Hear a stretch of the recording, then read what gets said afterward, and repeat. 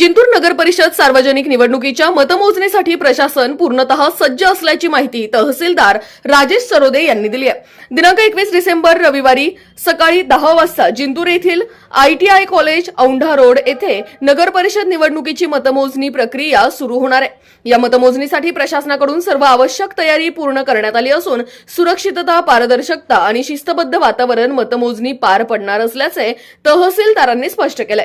मतमोजणीची सविस्तर माहिती तहसीलदार राजेश सरोदे यांनी दिलेल्या माहितीनुसार माना प्रभागासाठी एकूण 13 टेबलवर मतमोजणी केली जाणार आहे।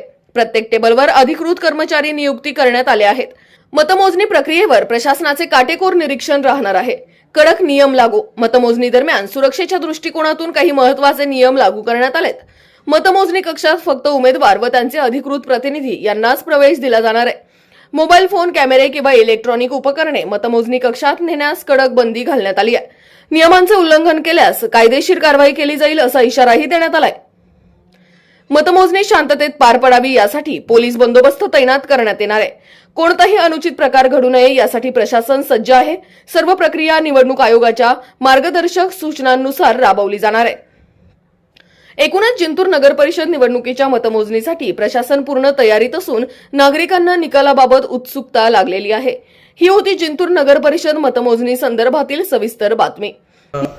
नगर परिषद जिंतूर याचं मतमोजणीची तयारी प्रशासनाकडून पूर्ण झालेली आहे।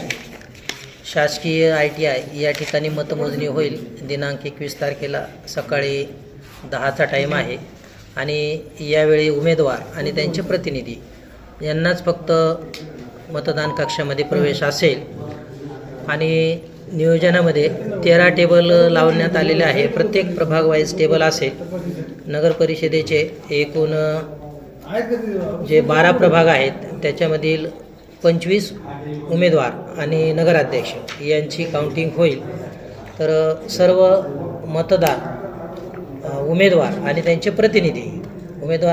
प्रतिनिधी यांना मी याद्वारे आवाहन करू इच्छितो की काउंटिंगच्या या ठिकाणी येताना आपण मोबाईल अलाउड नाही, मोबाईल आणू नये आणि प्रशासनाला सर्वतोपरी सहकार्य करावं असं या ठिकाणी मी आवाहन करतो।